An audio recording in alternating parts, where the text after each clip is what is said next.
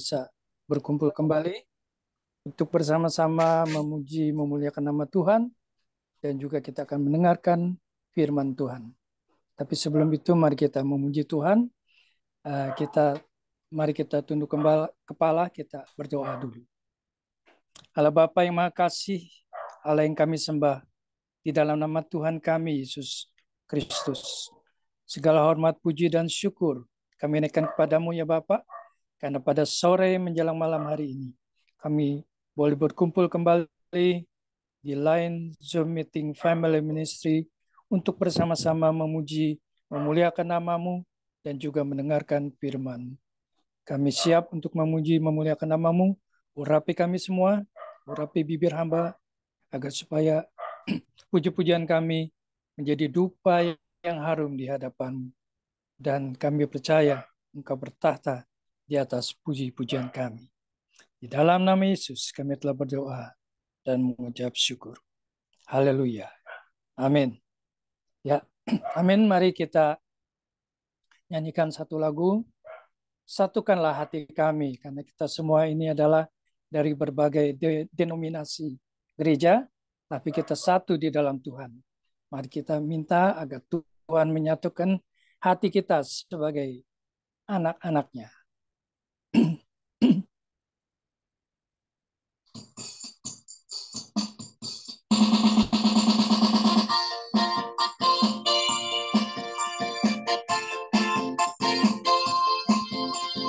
Mari kita bersorak-sorai buat Tuhan. Satukanlah hati kami untuk memuji dan menyembah, oh Yesus, Tuhan dan Rajaku. Gerakkanlah tali kasih di antara kami semua, oh Yesus, Tuhan dan Rajaku. Bergandengan tangan dalam satu kasih, bergandengan tangan dalam satu iman, saling mengasihi di antara kami, keluarga kerajaan Allah. Haleluya. Mari kita bergandeng tangan, kita menyatakan hati kita sebagai anak-anaknya yang dikasihi. Haleluya.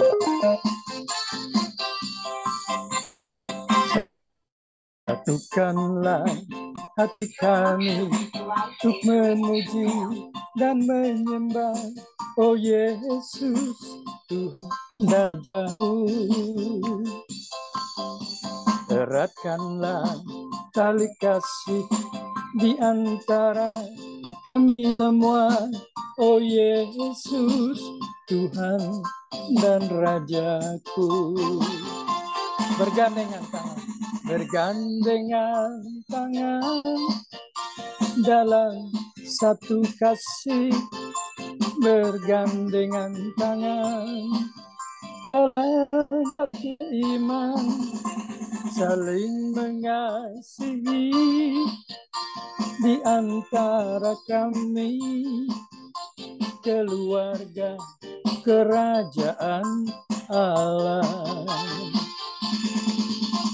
Bergandengan tangan dalam satu kasih, bergandengan tangan dalam satu iman, saling mengasihi di antara kami, keluarga kerajaan Allah.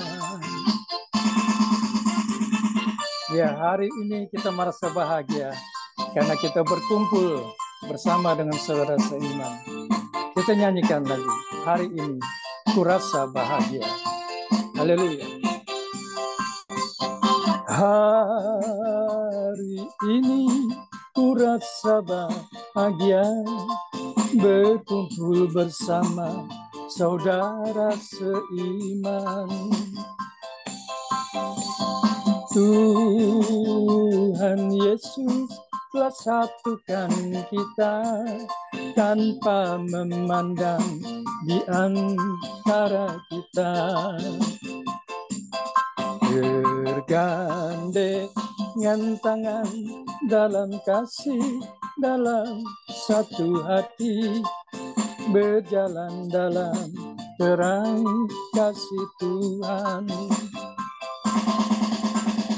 Kau sahabatku, kau saudaraku, tiada yang dapat memisahkan kita.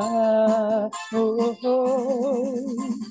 Kau sahabatku, kau saudaraku, tiada yang dapat memisahkan kita.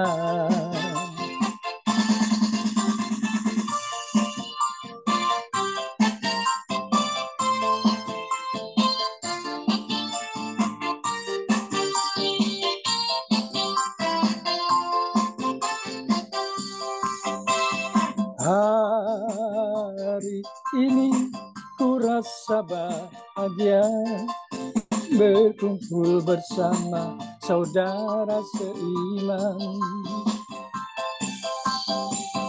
Tuhan Yesus telah satukan kita tanpa memandang di antara kita.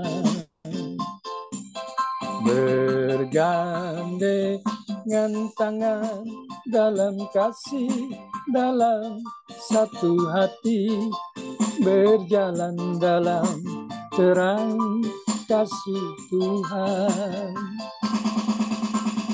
Kau sahabatku, kau saudaraku, tiada yang dapat memisahkan kita. Kau sahabatku, kau saudaraku, tiada yang dapat memisahkan kita. Tiada yang dapat memisahkan kita. Amin. Ya, sebelum lagu selanjutnya, saya persilakan hambanya Bapak Pendeta Hendra Winata untuk memimpin kita dalam doa pembukaan. Silakan. Doa ya. Bapa kami bertata dalam surga, Tuhan, terima kasih pada sore hari ini. Menjelang malam, Tuhan, Kau begitu baik, sangat baik buat kami semuanya, Tuhan. Urapi kami satu persatu, Tuhan. Berbicara melalui hamba-Mu. Pakailah hamba-Mu lebih heran lagi, ya Tuhan. Kiranya Roh Kudus-Mu menyertai segala gangguan sinyal maupun kuasa kegelapan yang ingin mengganggunya, mau katakan hancurkan dalam nama Yesus. Engkau berkati kami semuanya, Tuhan. Terima kasih Bapa dalam nama Yesus. Haleluya. Amin.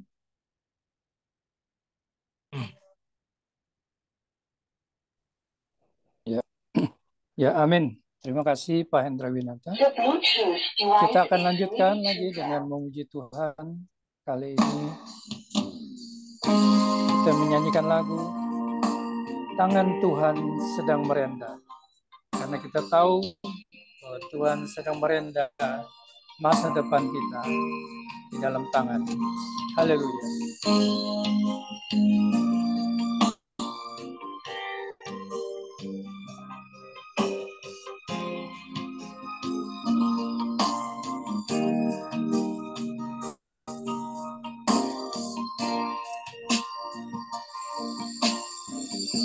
Apa yang kau alami kini mungkin tak dapat engkau mengerti.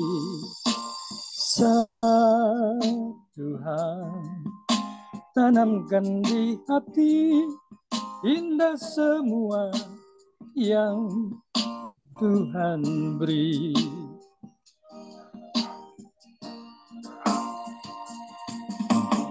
Tuhanmu tak takkan memberi ular beracun pada yang minta roti.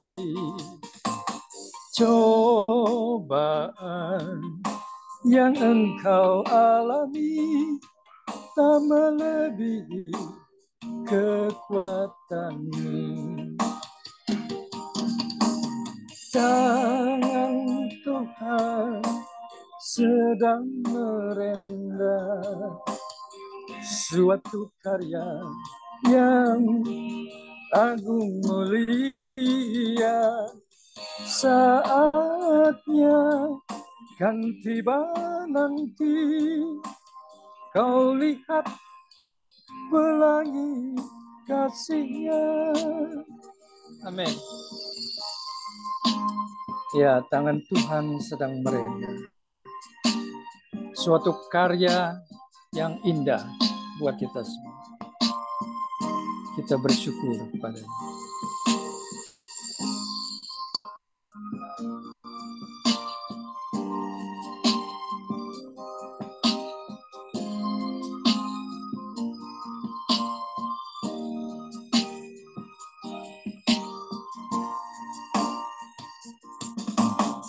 Tuhanmu takkan memberi ular beracun pada yang minta roti. Cobaan yang engkau alami tak melebihi kekuatanmu. Tangan Tuhan sedang merendam suatu karya yang agung mulia. Saatnya kan tiba nanti, kau lihat pelangi kasih-Nya. Tangan Tuhan sedang merendam suatu karya yang agung mulia. Saatnya kan tiba nanti, kau lihat pelangi kasih-Nya. Kau lihat pelangi kasih-Nya.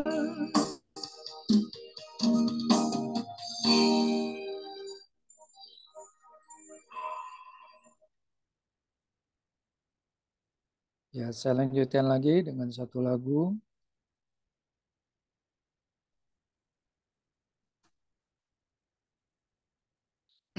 Lagu Kepadamu ku berdoa. Setelah itu saya persilakan kepada hambanya, Bapak Pendeta Dodi Menat, untuk masuk dalam firman Tuhan.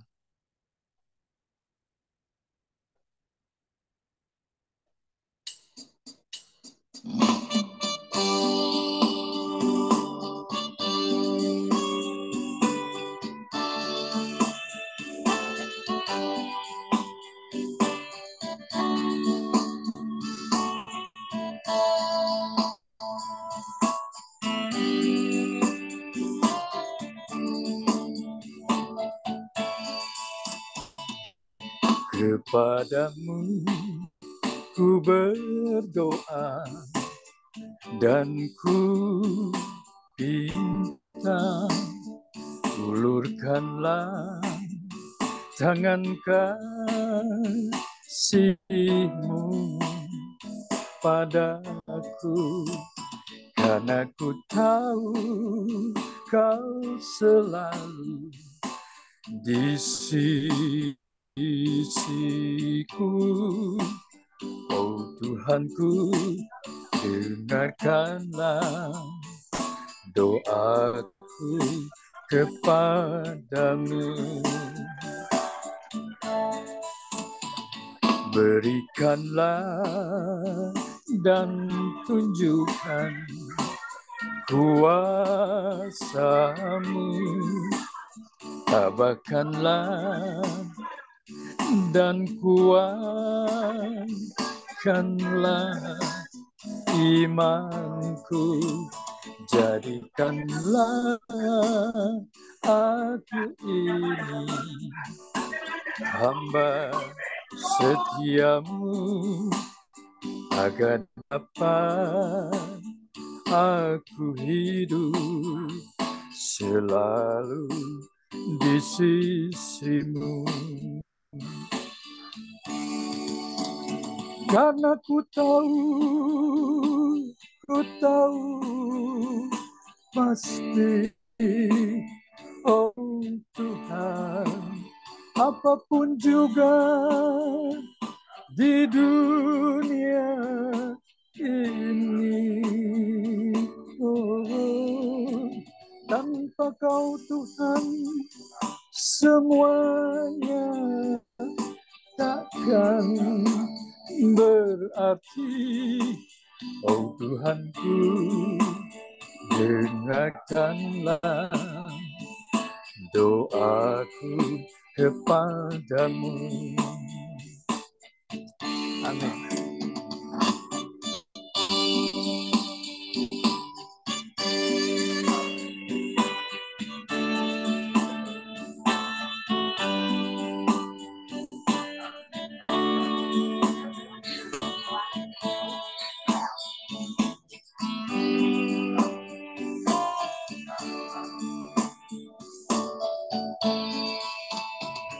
Berikanlah dan tunjukkan kuasa-Mu,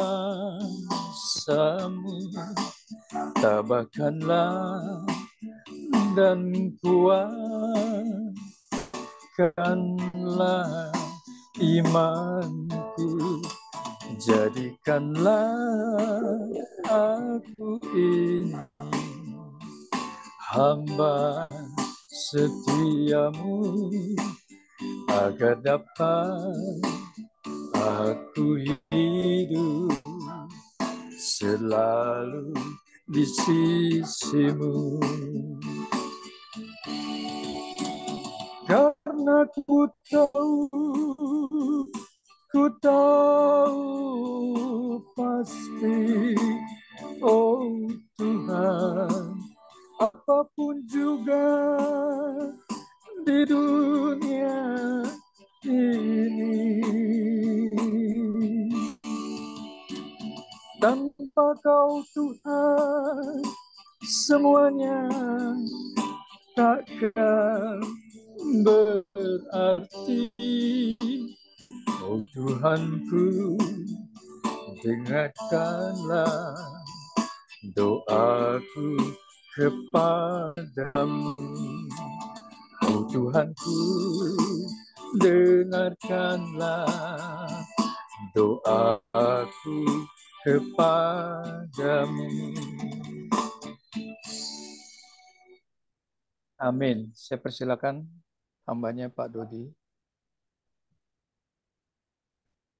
Ya, silakan Pak Dodi Mena. Tuhan Yesus berkati. Ya. Mari kita berdoa sebentar dan sesuai dengan kebenaran firman yang kita sore ini mau gumulkan bersama-sama, renungkan. Saya percaya bahwa tidak ada yang kebetulan terjadi. Karena itu ada satu hal, kebutuhan doa. Tadi kalau Pak Joni sudah mengajak kita, mengingatkan kita bahwa kepastian bahwa Tuhan itu selalu mendengar doa. Aku tahu pasti Tuhan mendengar doa. Ada pokok doa khusus yang saya ingin ajak kita semua naikkan sebentar untuk seorang sahabat kita di tengah-tengah kita. Ya tadi ada beliau, tapi apakah masih ya? Ibu Maya?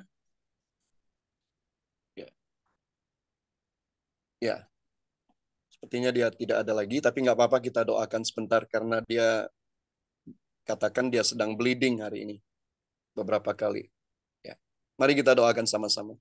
Bapa, terpujilah namamu bahwa sore ini juga kami sangat percaya tidak ada yang kebetulan terjadi atas kami, dan setiap kami bersama-sama, siapapun kami, dari manapun kami ada hari ini, Engkau telah satukan kami supaya Tuhan, kami dapat rasakan, menikmati, mengecap, dan melihat kuasa-Mu dinyatakan di tengah-tengah kami sore ini. Yang sakit ya Bapa, yang sakit Tuhan, siapapun kami, khususnya hamba-Mu Ibu Maya Tuhan, yang hari ini dia sampaikan bahwa beberapa kali dia muntah darah ya Tuhan Yesus. Kami sehati sepakat berkata Tuhan, bahwa kuasa-Mu tetap sama. Tuhan Yesus tetap sama kami hari ini dan sampai selama-lamanya. Dan kami perkatakan juga bahwa Tuhan, setiap penderitaan, sakit, penyakit Ibu Maya atau teman-teman yang lain yang tidak sempat menyampaikan kepada kami saat ini juga, kuasa Roh Kudus-Mu, kuasa oleh karena janji firman-Mu, oleh bilur-bilur Tuhan Yesus yang sakit disembuhkan saat ini juga. Dalam nama Yesus. Dan juga saudaraku di rumah ini Tuhan, Pak Tun King juga yang sedang menderita.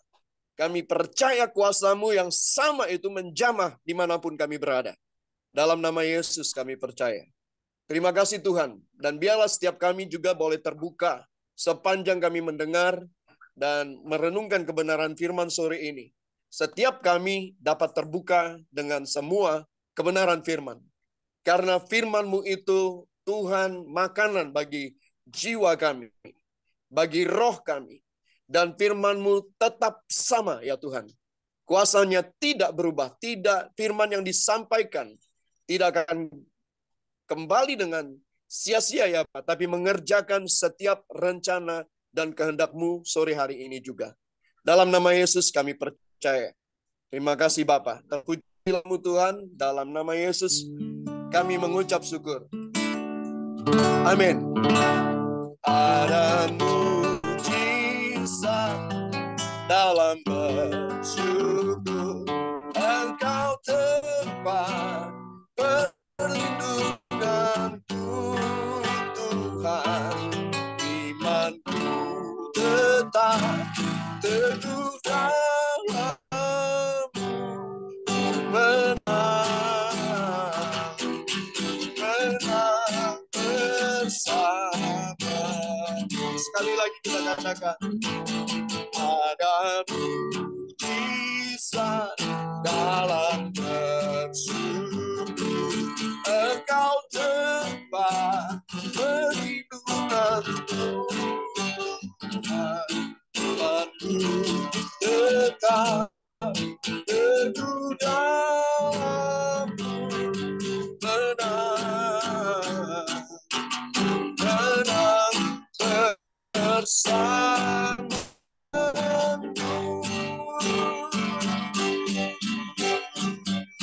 Amin.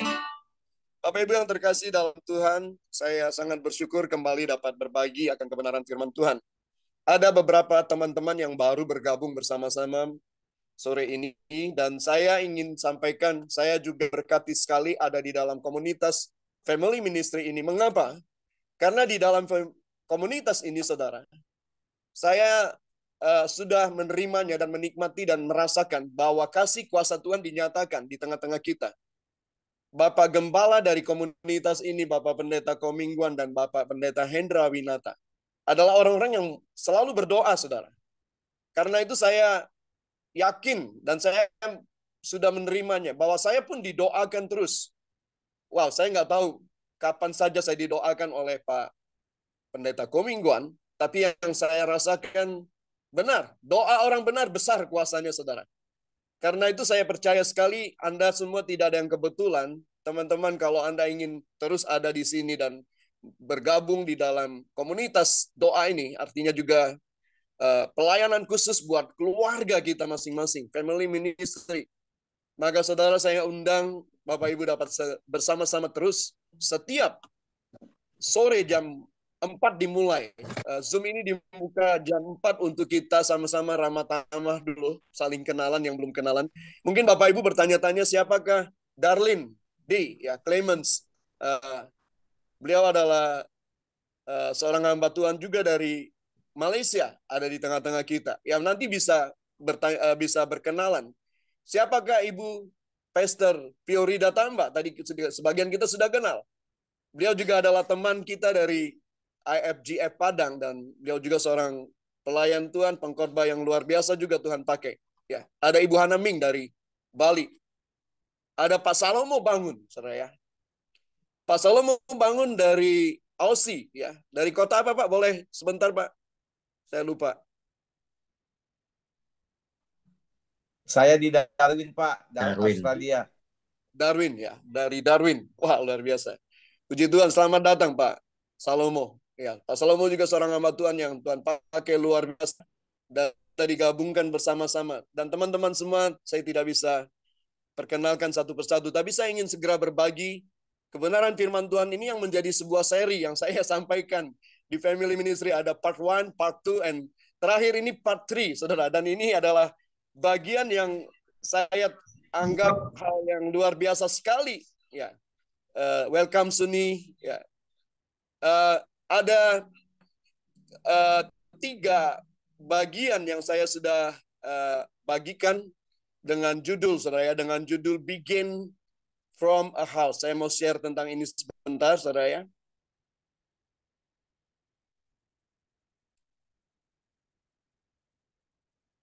Ya, Begin from a House diambil dari Markus 2 ayat 1 sampai 11. Ada 3 bagian. 2 bagian kita sudah sama-sama renungkan tiap bulan beberapa kali, 2 kali sebelumnya, dan itu luar biasa. Diambil dari topik di mana ketika seseorang berkata, oh Yesus ada di rumah, Yesus ada di rumahku, Yesus ada di rumah sana, Yesus ada di tetangga, dan ketika hal itu terjadi, apa yang terjadi, saudara?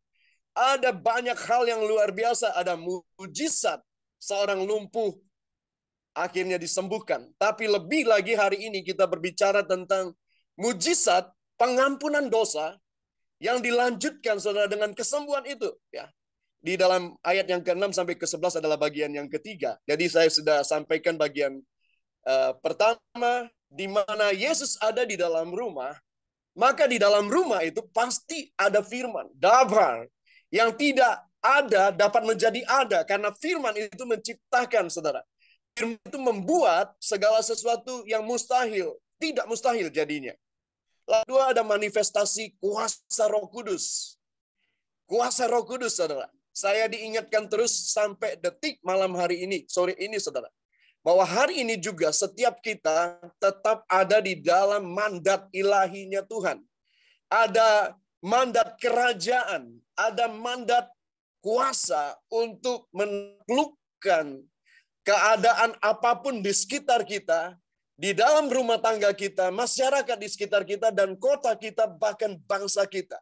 Kuasa Roh Kudus dimanifestasikan dan dinyatakan bagi kita dan sebagai janji bahwa kita adalah imamat yang rajani. 1 Petrus 2 ayat 6, ayat 9 dikatakan, kamulah bangsa terpilih, imamat rajani, umat yang kudus, kepunyaan supaya kamu memberitakan kamu adalah imamat yang rajani.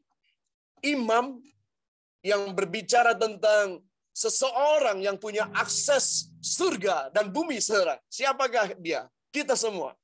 Dan juga diberi otoritas, kuasa, raja, saudara.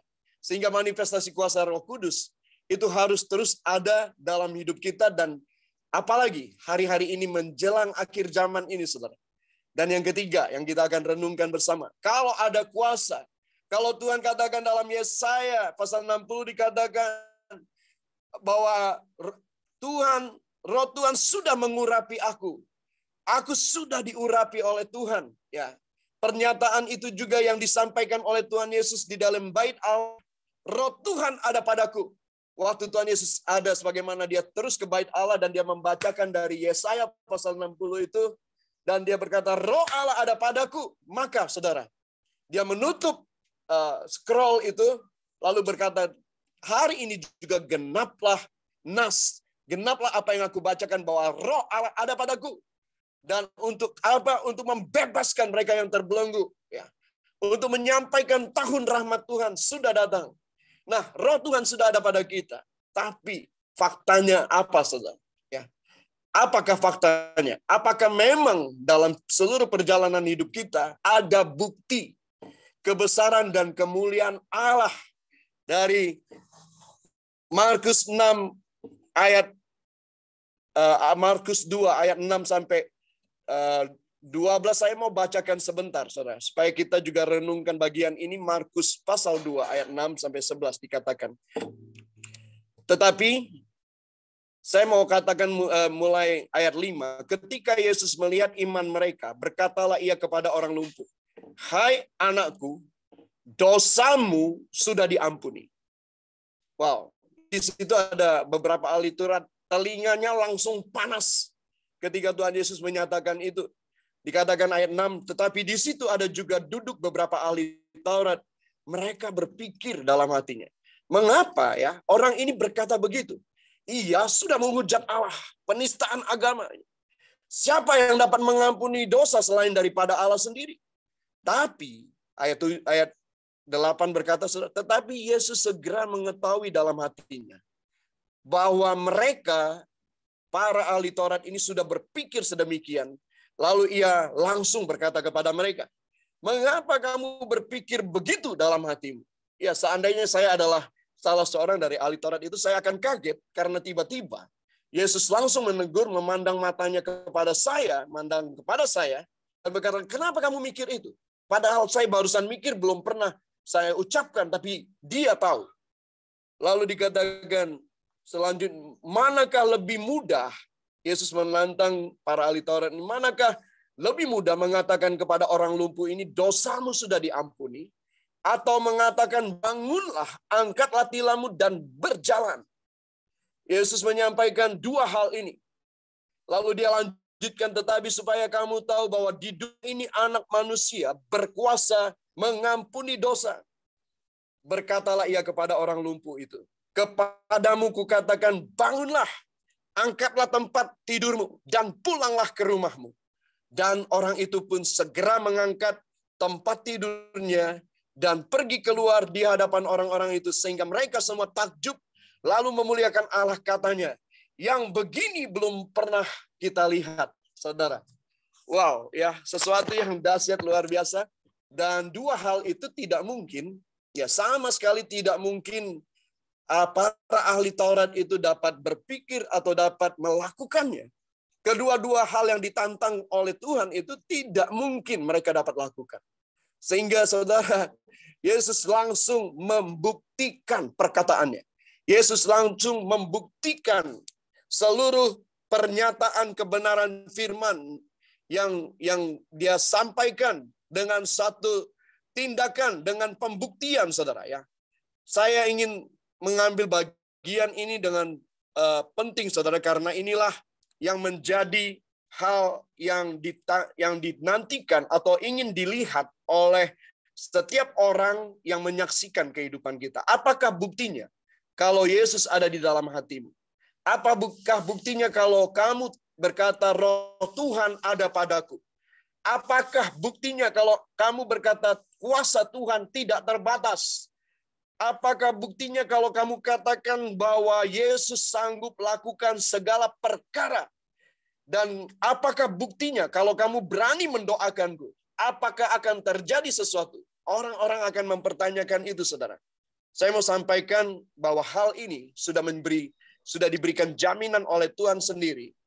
Saya mau bacakan sekali lagi juga di dalam Markus 16 sekarang. Tadi Markus pasal 2, sekarang Markus pasal 16. Dikatakan mulai ayat yang ke-15. Lalu Yesus berkata kepada mereka, murid-muridnya. Ini sama dengan amanat agung yang disampaikan kepada murid-murid, dituliskan dalam Matius. Lalu Yesus berkata kepada mereka, "Pergilah ke seluruh dunia, beritakanlah Injil kepada segala makhluk. Siapa yang percaya dan dibaptis akan diselamatkan, tetapi siapa yang tidak percaya akan dihukum." Lalu ayat berikut yang luar biasa, saudara. Ini jaminan dan hal yang penting buat kita. Tanda-tanda ini akan menyertai orang-orang yang percaya. Mereka akan mengusir setan-setan demi namaku. Mereka akan berbicara dalam bahasa-bahasa yang baru bagi mereka.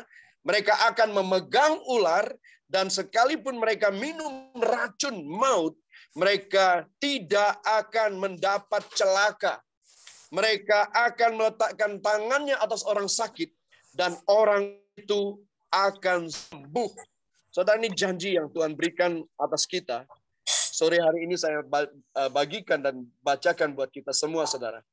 Bahwa sesungguhnya memang setiap orang ingin menanyakan, mempertanyakan kepada kita, apa buktinya bahwa nama Yesus adalah nama yang besar dan mulia. Bahwa Yesus adalah Tuhan dan Juru Selamat. Apa buktinya bahwa Yesus adalah Allah yang Maha Kuasa, yang engkau katakan ada di dalam engkau. Maka karena itu, saudara, saya ingin mengajak kita semua, ya, nyanyikan sebentar lagu ini, saudara. Ya, saya ingin ajak supaya kita mengaminkan apa yang dikatakan oleh lagu ini, pujian ini. Hidupku menggenapi firman-Mu. Katakan sama-sama.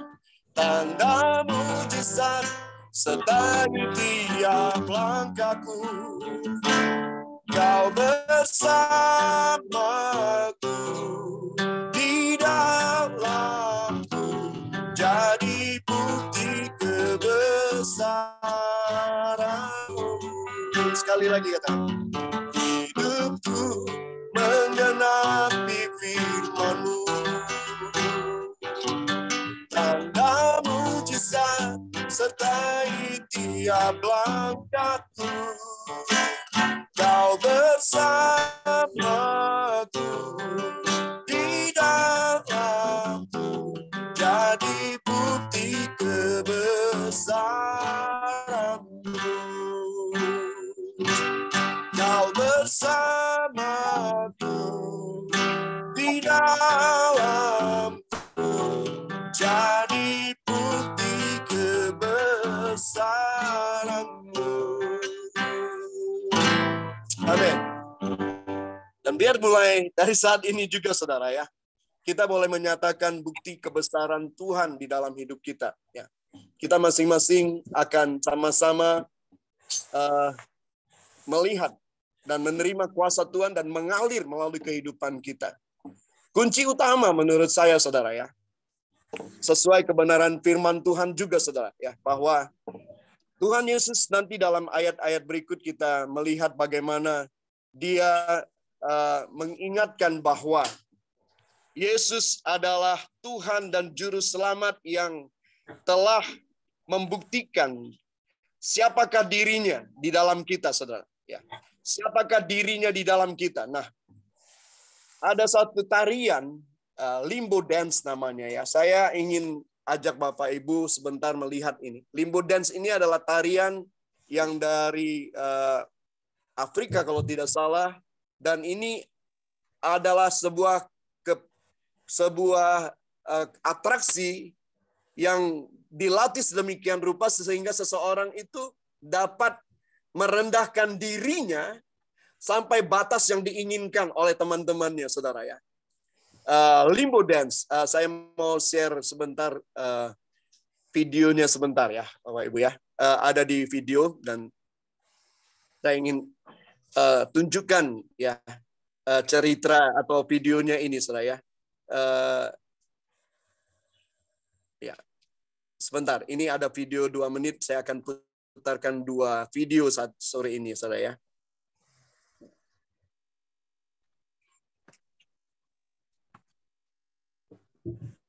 Ya, yang ini dia.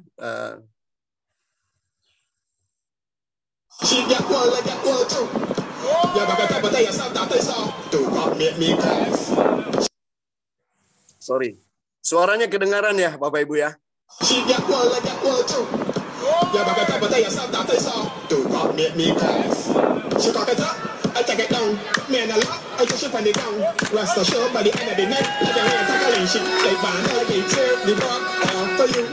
Rasanya mustahil, tapi dia sudah berlatih dengan kekuatan kakinya. Di bawah ada paku. Jadi kalau dia tidak menggunakan paku, jatuh pada dia kena.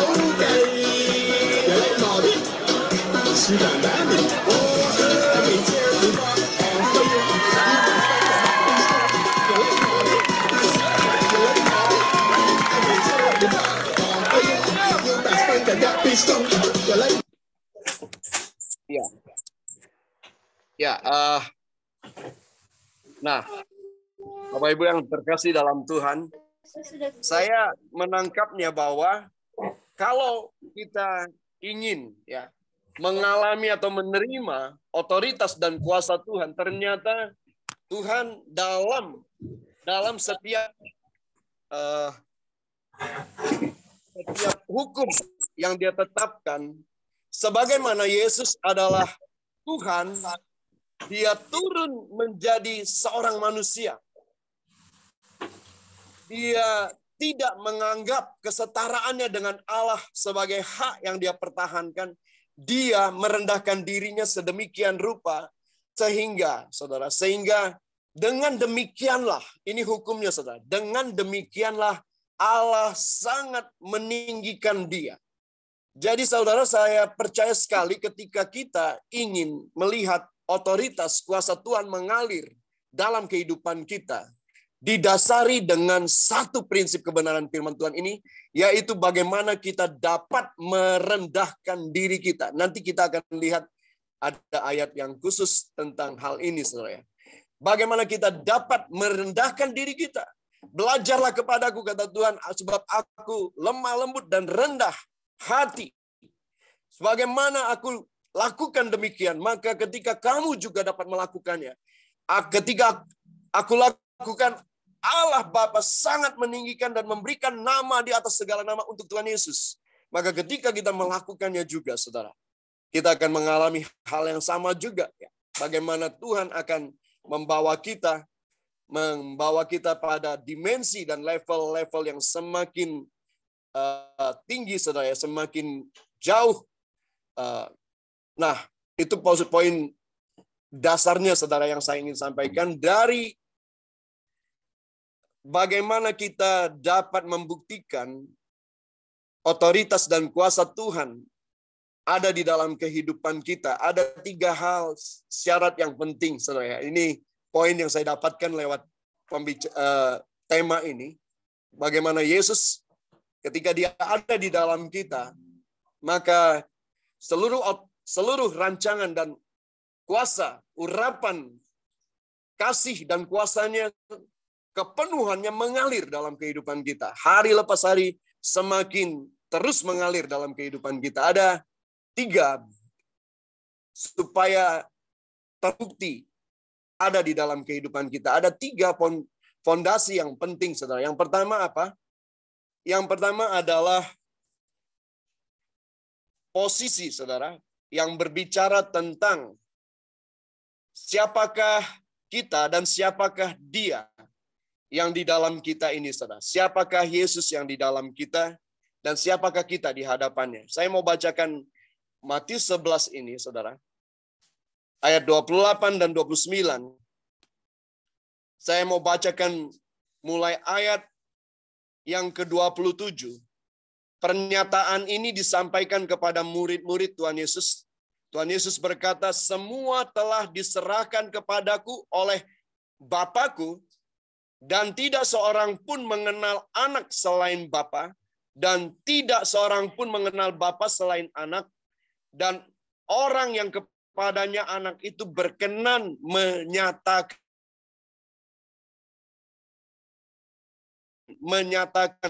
Dan ini sudah dikatakan dalam Yohanes pasal 1, tidak seorang pun yang pernah melihat Allah, tetapi anak tunggal Allah yang ada di pangkuan Bapa, Dialah yang menyatakannya. Pasal 3 ayat 15 Yohanes dikatakan, Bapa mengasihi anak dan telah menyerahkan segala sesuatu kepadanya. Yohanes 10 ayat 15, sama seperti Bapa mengenal aku dan aku mengenal Bapa, dan aku memberikan nyawaku bagi domba-dombaku.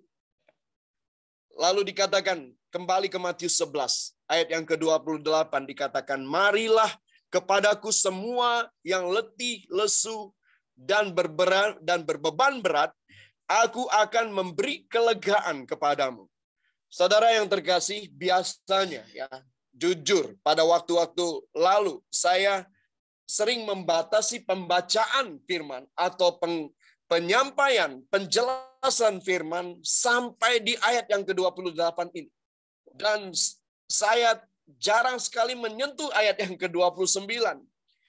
Dan ayat yang ke-29, saudara, hari ini saya mau sampaikan bahwa ayat ini tidak terpisahkan sama sekali, saudara. Bahwa ketika kita rindu mengalami juga jamahan yang memberikan kita kelegaan dalam hidup kita, jawaban atas setiap persoalan hidup kita, maka ayat 29 dan ayat 30 harus tetap menjadi bagian yang kita harus lakukan. Ayat 29 berkata, pikulah kuk yang kupasang dan belajarlah kepadaku, karena aku lemah lembut dan rendah hati, dan jiwamu akan mendapat ketenangan. Paralel ayat ini dituliskan dalam Yeremia 6 ayat 16 dikatakan demikian. Beginilah firman Tuhan.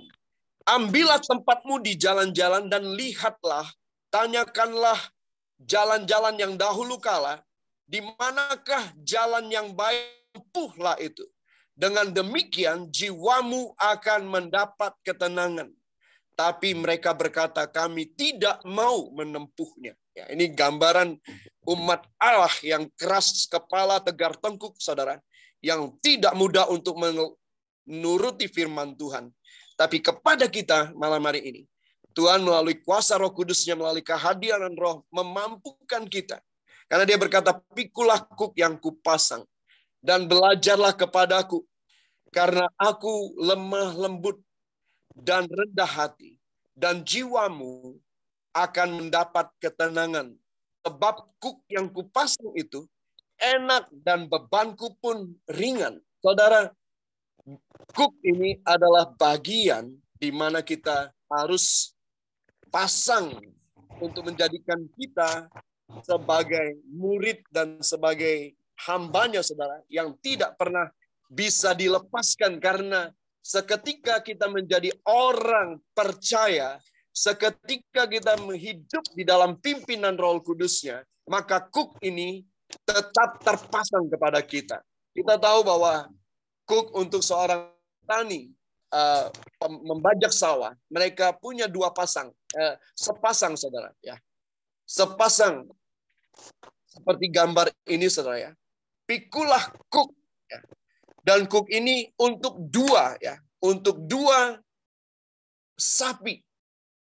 Yang satunya kita, kalau sekarang yang satunya kita, yang satunya Tuhan sendiri melalui Roh Kudus yang di dalam kita.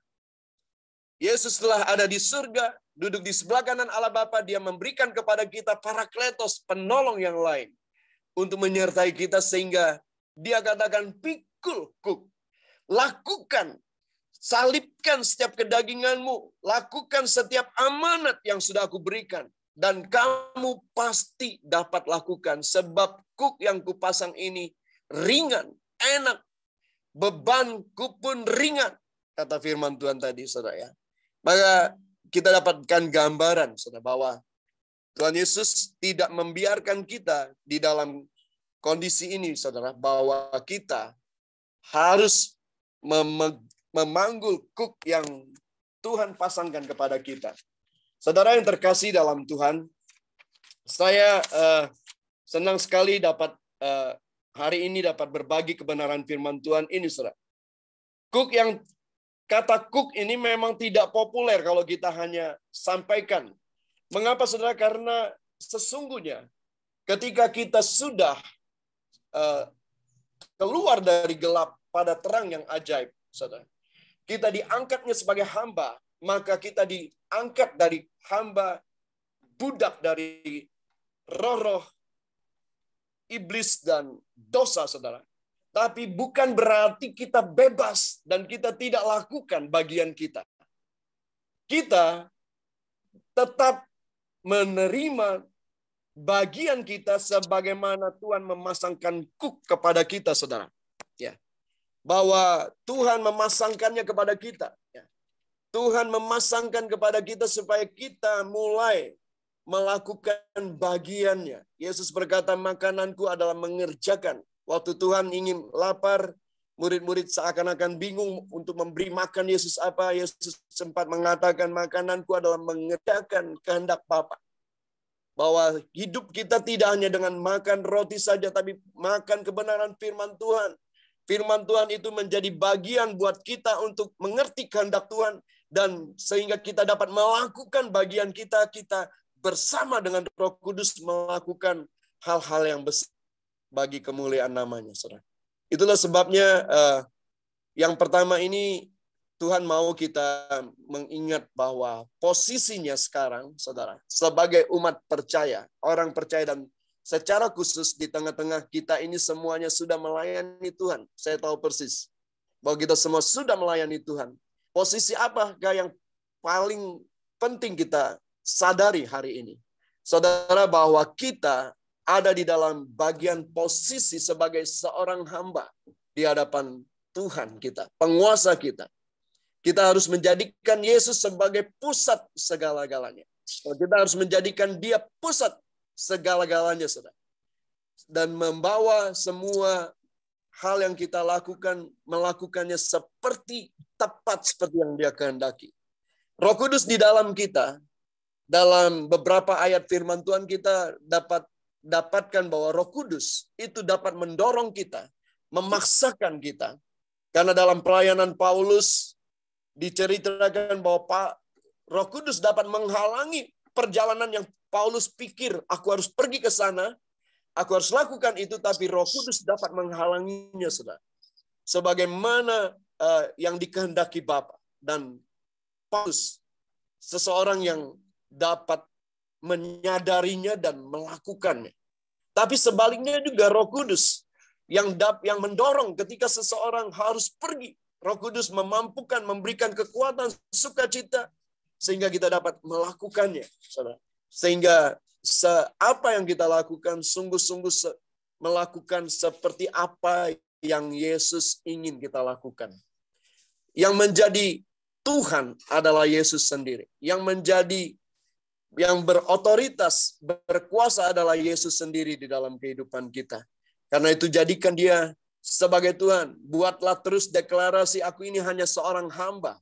Aku ini hanya seorang hamba. Doulos atau huperetes. Kalau kata huperetes itu, saudara, bagaikan tawanan kalau Paulus katakan. Tawanan, ya, orang-orang penjahat pada saat masa-masa di zaman Paulus menceritakan tentang peran hamba, seorang hamba. Penjahat-penjahat itu atau orang-orang yang dipekerjakan di sebuah kapal besar, merekalah yang menjadi mesin kapal itu. Merekalah yang menggayung dayungnya di bagian bawah. Mereka diikat supaya mereka tidak pergi dan mereka terus bekerja. Ada mandor yang menjaga mereka supaya mereka melakukan maju. Mereka melakukannya sebagaimana seorang tawanan tidak bisa apa-apa lagi dan mendengar apa kata mandor dan melakukannya, saudara. Maka Paulus berkata, aku ini sekarang adalah tawanan dari roh. Ya, itu sebabnya Paulus berkata demikian karena dia menjadikan Yesus sebagai pusat yang segalanya. Yang kedua, saudara, dari posisi ini, sebagai hamba kita adalah hamba. Kita bukan tuan atas pelayanan kita. Kita bukan raja atau penguasa atas gereja lokal yang Tuhan percayakan kepada kita. Kita juga bukan seorang tuan atas komunitas apapun yang kita bangun bersama-sama. Sekalipun family ministry ini, saudara, kita seorang hamba. Ya. Dan yang kedua adalah relasi. Relasi sebagaimana di Roma 8, saya mau bacakan ayat ini, saudara. Di Roma pasal 8 ayat 31 sampai 39, satu ungkapan kata iman yang luar biasa, saudara. Dari Rasul Paulus, judulnya adalah keyakinan iman. Ya, saya mau bacakan ayat ini. Sebab itu apakah yang akan kita katakan tentang semuanya itu, saudara? Tentang bagaimana penderitaan Paulus, tentang bagaimana dia terus berjuang di dalam segala cara untuk tetap dapat melakukan kehendak Tuhan dan mengalami begitu banyak penderitaan.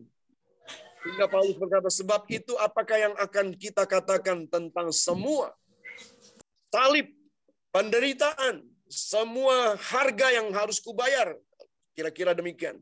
Lalu Paulus berkata, jika Allah di pihak kita, siapakah yang akan melawan kita? Dia yang tidak menyayangkan anaknya sendiri, tetapi yang menyerahkannya bagi kita semua.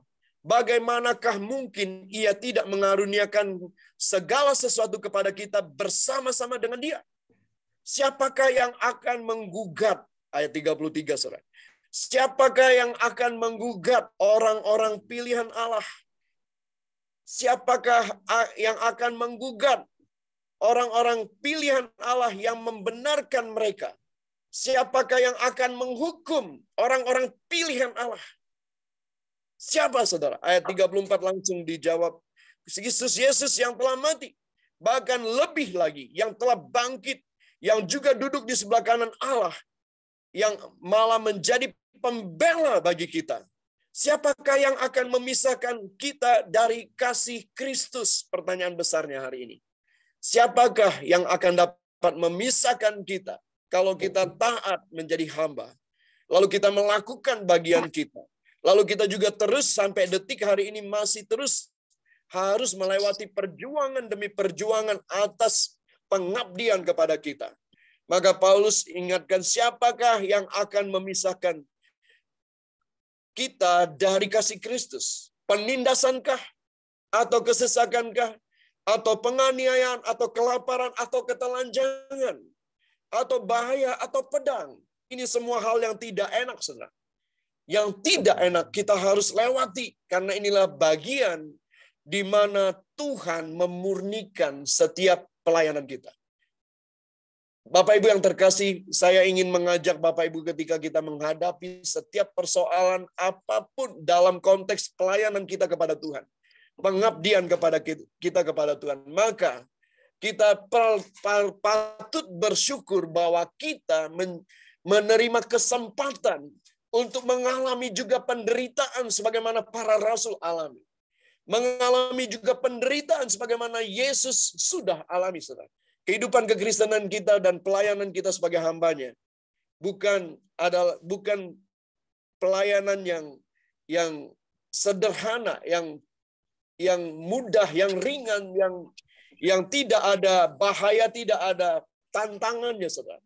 Maka malam hari ini, sore ini, saya mau sampaikan ayat firman Tuhan ini, bahwa apakah yang dapat memisahkan? Ayat 36 adalah jawaban, dan sampai ayat ke berikutnya. Seperti ada tertulis, oleh karena engkau kami ada dalam bahaya maut sepanjang hari. Kami dianggap sebagai domba-domba sembelihan. Ya. Mazmur 44 ayat 23 diambil dari sana-sana. Ayat ini oleh Rasul Paulus. Lalu kemudian ayat 37 dikatakan, tetapi dalam semuanya itu kita lebih daripada orang-orang yang menang oleh Dia yang telah mengasihi kita. Ayat 38, sebab aku yakin. Wah, mari kita sama-sama, saudara. Malam ini atau hari-hari ini kita katakan, ayat ini deklarasikan, saudara. Ayat ini perkatakan, kumandangkan, gemakan.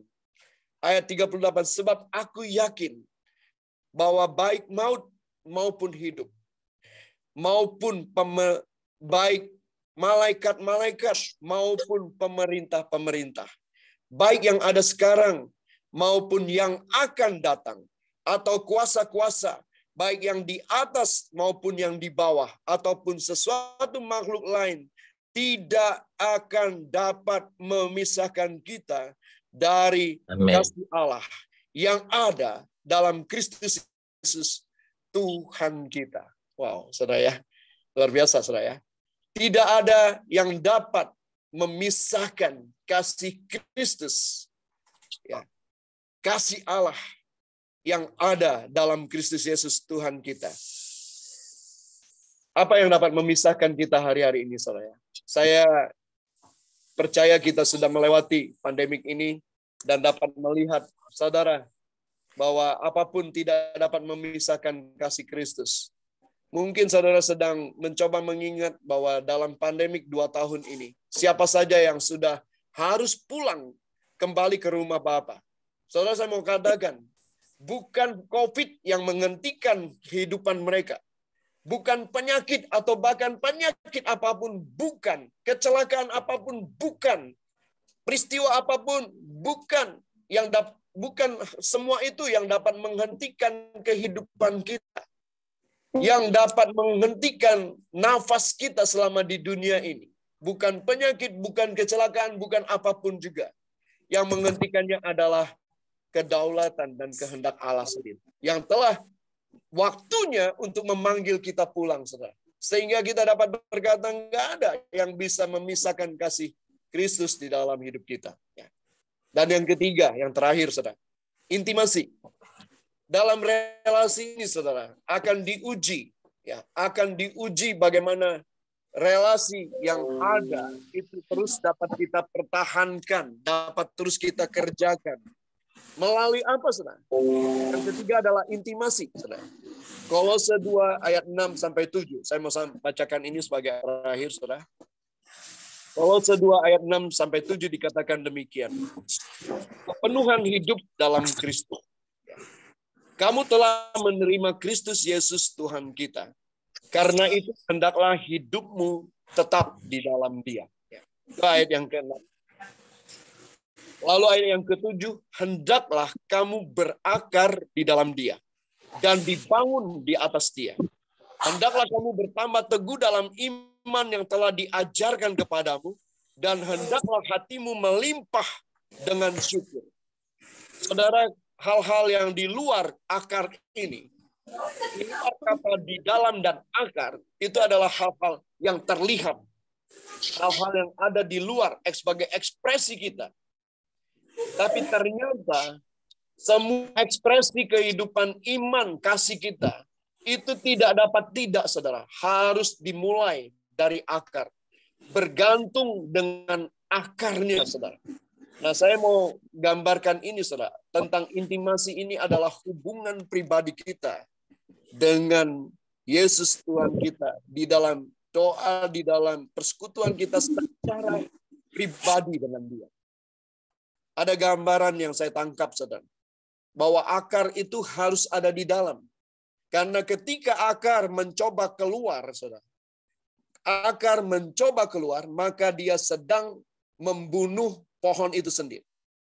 Ketika akar keluar dari tanah, yang padahal fungsinya adalah akar yang mencari makanan, nutrisi-nutrisi, mencari untuk pertumbuhan batang, pertumbuhan dari ranting-ranting, pertumbuhan daun demi daun, pertumbuhan terus sampai tinggi, bercabang, berranting, berdaun lebat, sampai menghasilkan buah.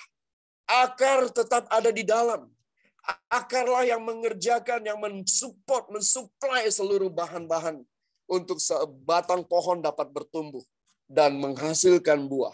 Dan ketika akarnya keluar, saudara, ketika seseorang mencabut akarnya, maka saudara, pohon itu akan kehilangan kekuatan untuk membangun dirinya. Akan kehilangan kekuatan untuk membuktikan buah dari kehidupannya. Saudara yang terkasih dalam Tuhan, apakah akar yang saya maksudkan di sini? Adalah intimasi, adalah hubungan kita pribadi dengan Tuhan. Akar ini menjadi bagian, saudara. Saya mau sampaikan hal yang penting, saudara, karena berkaitan dengan bagaimana posisi kita di hadapan Tuhan, saudara. Maka intimasi ini perlu kita kuatkan dalam kehidupan kita. Posisi kita itu, saudara, kita hanyalah hamba. Kita hanyalah alatnya Tuhan. Ya, kalau bukan Tuhan, kita tidak punya arti apapun juga. Kalau bukan Tuhan, kita tidak akan pernah menghasilkan buah. Bahkan kalau bukan Tuhan yang membersihkan carang-carang yang tidak berbuah, kita merasa banyak tantangan, banyak hal yang harus dipotong dalam kehidupan kita. Tapi Bapa sebagai penguasa dari kebun anggur itu, Dia membersihkan supaya setiap ranting yang tidak berbuah dipatahkan, dibersihkan, dan yang ranting yang ada dapat berbuah. Karena akar di dalamnya akan mensuplai semua kebutuhannya itu, saudara. Akar ini berbicara berkaitan dengan posisi, saudara. Kita hanyalah hamba. Tapi ketika akar itu keluar, kita melupakan diri kita seorang hamba. Saudara, saya mau sampaikan bahwa hal-hal seseorang akan kuat berhadapan dengan semua masalah apapun ketika dia membangun akar kehidupannya yang kuat di dalam Tuhan. Saya pernah dengar pasti bahwa pohon korma itu minimal akarnya ratusan meter, 100-200 meter, menjalar sampai menemukan air.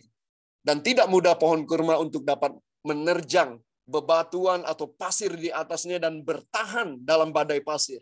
Kalau akarnya tidak dalam, pohon kurma itu akan tercabut bersama akarnya ketika ada badai pasir. Tapi akar ini berbicara tentang kedalaman kita dengan Tuhan. Ada hal-hal, saudara. Paulus sendiri sebagai sebuah contoh bagi kita yang menjadi akhir dari renungan saya hari ini, saudara. Paulus sendiri yang menjadi contoh bagi kita. Dia adalah seorang rasul yang digugat kerasulannya. Dia adalah rasul yang mendadak, ya, rasul karbitan sepertinya. Karena tiba-tiba ketika Yesus sudah bangkit dan murid-murid juga mulai mengalami pernyataan roh dan otoritas kuasa, maka Paulus, saudara, muncul di sana sebagai seorang yang berlatar belakang terbalik dengan murid-muridnya. Paulus adalah seorang yang demikian menentang pengajaran Mesias atau Kristus dan pengajaran para rasul murid-murid yang ada. Yang menentang sedemikian rupa, bahkan mengejar dan membunuhnya, saudara. Membunuh satu persatu, berusaha membunuh satu persatu. Tapi apa yang terjadi, saudara? Paulus berbalik oleh karena kasih Tuhan yang luar biasa. Matanya dibalikan, pikirannya dibalikan semua, saudara.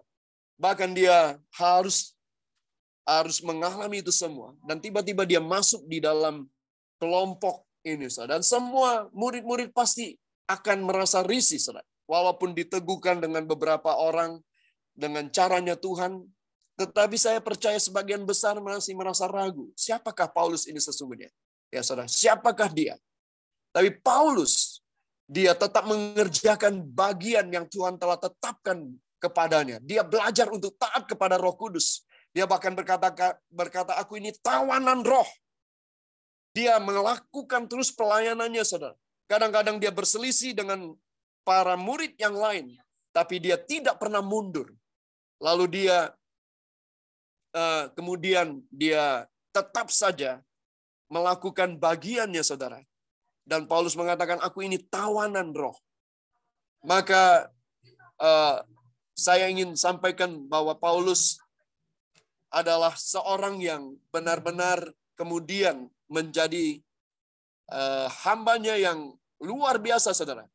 Yang dimana dia dalam tanda tanya, rasa penasaran dari murid-murid yang lain dan dipertanyakan, saudara. Saudara pasti tahu cerita itu. Tapi dia tetap, saudara, berkata, aku ini hamba, aku ini tawanan roh, aku mengerjakan apa saja yang roh kehendaki. Bahkan ketika digugat, dia hanya dapat berkata suatu hari dengan terpaksa, saudara. Dengan terpaksa dia berkata, dia tidak menunjukkan dirinya. Dia berkata, aku tahu. Ya, ada orang yang telah dibawa ke langit yang ketiga. Ya, dan mengalami sesuatu yang dahsyat luar biasa di sana. Paulus tidak mengangkat dirinya sendiri.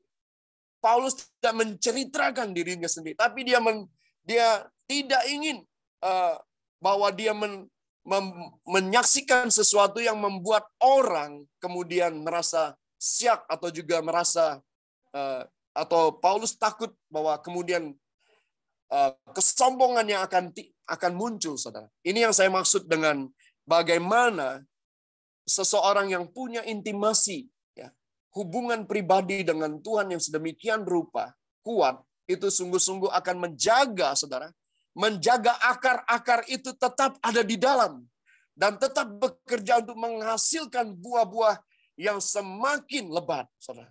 Maka karena itulah, saudara, hari ini, malam ini, sore ini, saudara, saya ingin mengajak Bapak, Ibu, Saudara untuk sungguh-sungguh merenungkan bagian ini, saudara, bahwa kita semua dalam posisi sebagai hamba, kita harus terus menyadari bahwa tidak ada yang dapat memisahkan kasih Kristus apapun pergumulan perjuangan yang sedang kita hadapi. Dan yang ketika kita membangun hubungan kita yang lebih dalam untuk kita semakin dipakai dengan dahsyat dan luar biasa di akhir zaman ini. Ada satu video yang saya tidak bisa sampaikan lagi, saudara ya, karena waktu. Tapi dalam video ini, saudara, di dalam video ini saya ingin mengingatkan kepada kita semua, tidak ada gunanya kita ingin meninggikan diri kita di dalam bagian pelayanan kita. Apapun itu bentuknya, saudara. Tidak ada gunanya, bahkan itu akan merusak setiap pelayanan yang kita bangun. Karena kesombongan itu akan menjatuhkan setiap kita. Saudara, ada banyak, ya, ada hal penting dalam video yang saya ingin Bapak Ibu lihat. Mungkin saya minta izin Pak Ko, ya saya sampaikan saja video ini karena 2 menit saja, dan ini saudara bisa renungkan sebentar ya. Tidak panjang videonya, tetapi akan baik sekali untuk kita renungkan bahwa pada akhir zaman ini, saudara, kita berhadapan dengan satu kekuatan musuh yang ingin menghalangi setiap pelayanan kita dan bergerak untuk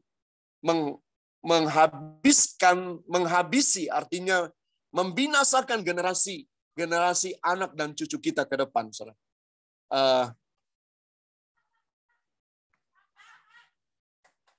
Ya. Nah, saya mau perlihatkan ini hanya 3 menit saja ya. Sebentar, Bapak Ibu, ini sebagai penutup. You're okay. You're okay. There. You can let that breathe for 10 minutes. Do you see? These are interaction nodes. If I use this finger, I can open all the doors at work, no ID. And if I just scan this in the shop, I can pay for anything up to £1,000. And look, Dad, Mom, I've just taken your photo. Send and send. It doesn't need the sound effect. I just added that because it makes me laugh. What about your head? Can't feel a thing. They inserted the tiniest wafer into my brain. Oh my God, look at the result. Synced us up. No keyboard. I don't need a keyboard ever again. You did that by thinking? It can't read my mind. Not yet, but the wafer tracks activity in the neural pathway and micro movements in the retina to predict what I'm thinking. But that is reading your mind. I'm not comfortable with my body, so I want to get rid of it. This thing, all the arms and legs and every single bit of it, I don't want to be flesh. I'm really sorry, but I'm going to escape this thing and become digital. They say one day, soon, they'll have clinics in Switzerland where you can go and you'll sign a form and they'll take your brain and download it into the cloud. So you want to kill yourself? I want to live forever as information, because that's what transhumans are, Mum. Not male or female, better. Where I'm going, there's no life or death, there's only data. I will be data. Ya, Bapak Ibu, bahwa ke depan, ya, manusia akan mencoba untuk tetap hidup selama-lamanya dengan cara apa? Ya, mengalihkannya. Data itu memori seluruh kehidupan kita akan tersimpan dalam sebuah chip dan kita mati secara daging. Tapi pribadi kita itu masih ada berbentuk mesin yang ke depannya ya. Kayak di film-film. Tapi itulah fakta yang kita harus hadapi pada waktu yang akan datang, saudara. Maksudnya dari semua hal ini, saya ingin sekali mengajak Bapak Ibu untuk terus kita sungguh-sungguh menyadari bahwa pelayanan kita tidak mudah. Pelayanan kita tidak mudah ke depan ini. Tantangan yang besar. Kalau dulu yang menjatuhkan kita adalah 3 ta kalau kita berkata. Yang pertama adalah harta, tahta, dan cinta. Ya. Jangan wanita ya, nanti diskriminatif. Cinta, ya, seksual. Tapi ta yang berikutnya, yang di akhir zaman akan menguasai manusia adalah data digital. Nah, itulah sebabnya malam hari ini saya ingin mengajak Bapak Ibu untuk merenungkan bahwa di atas semua perkara apapun, otoritas Allah dan kuasa Allah harus dinyatakan lewat kehidupan kita dan dibuktikan dalam seluruh pelayanan kita, apapun bentuknya. Saudara, ketika saya melihat video ini, saya terbayang bahwa satu bagian di dalam Wahyu, ya Pak Anfal suka sekali membahas Wahyu. Satu bagian dalam Wahyu dikatakan bahwa binatang itu atau musuh itu dapat memberikan nyawa kepada patung-patung. Memberikan nyawa kepada patung-patung. Dan kembalilah patung-patung itu bernyawa. Ya, ada makhluk-makhluk yang seperti patung. Saudara, sepertinya ini sebuah gambaran jelas di hadapan kita. Tapi hari ini, marilah kita sama-sama menyerahkan seluruh pelayanan kita kepada Tuhan dengan ucapan syukur bahwa Tuhan ada di dalam kita dan tanda-tanda heran terus akan menyertai kita, urapannya ada di dalam kita. Amin. Saya ingin kita berdoa sebentar untuk firman Tuhan. Bapak, terima kasih bahwa kami dapat renungkan bagian firman Tuhan yang hamba sampaikan secara, oh Tuhan, mungkin tidak beraturan dengan baik, tidak sempurna jelas ya Tuhan. Dan bahkan ada banyak kekurangan. Hamba percaya bahwa Roh Kudus-Mu lah yang memampukan kami semua menangkap apapun pesan yang Engkau ingin sampaikan kepada kami semua, terutama kepada hamba yang sudah sampaikan firman ini. Dan percaya bahwa ada pesan, Tuhan, untuk kami semua, khususnya di family ministry ini, semakin membangun diri kami.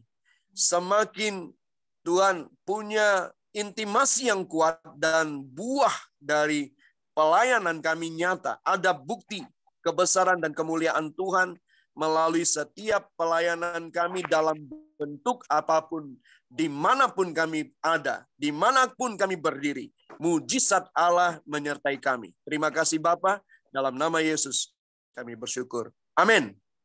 Terima kasih Pak Pendetaku, terima kasih teman-teman semua. Kesempatan waktu yang sudah diberikan untuk kita sama-sama renungkan.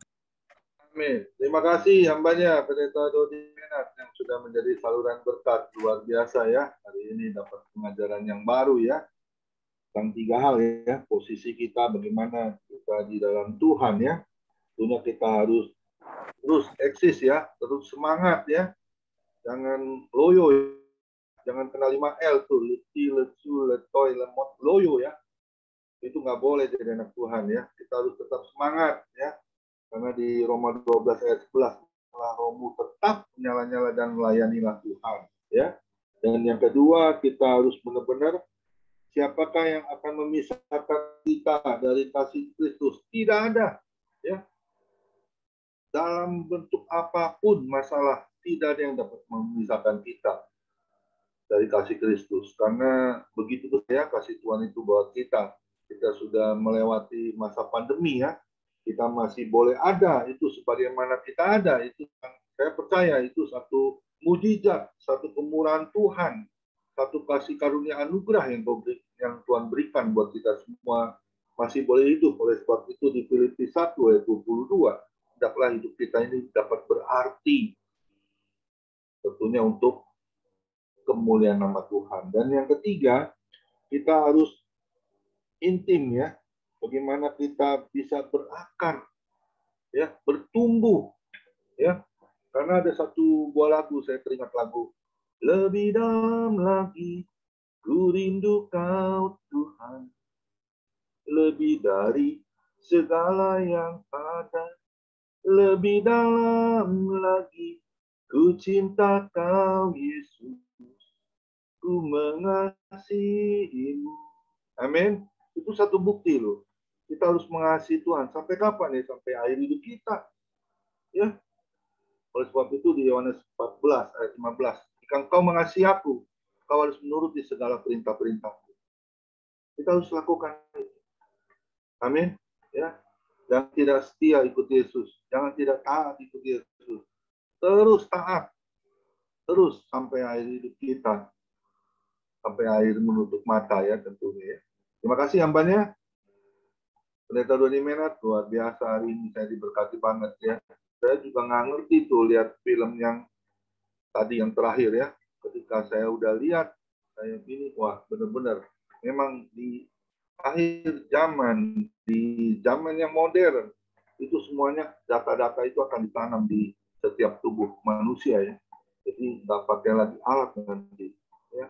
Pembayaran apapun yaitu kita harus terus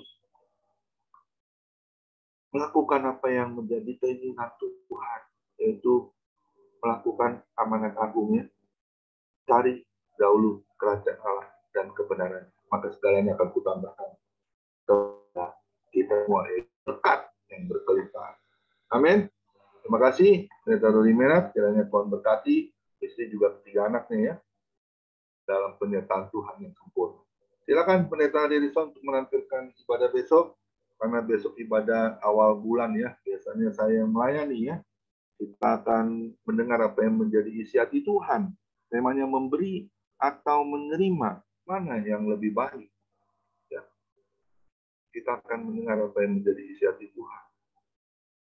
Dan hari ini kita selesai ibadah, kita ada rapat 30 menit. Minimum 20 menit ya. Kita akan terus maju di family ministry, menjadi berkat untuk banyak orang, menjadi berkat untuk kemuliaan nama Tuhan. Tuhan Yesus memberkati. Silakan